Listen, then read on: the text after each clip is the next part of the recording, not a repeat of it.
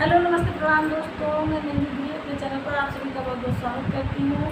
और मैं आई हूँ मेरी दीदी के घर। उनके चैनल का नाम है दीघा से प्रयागराज राधे राधे।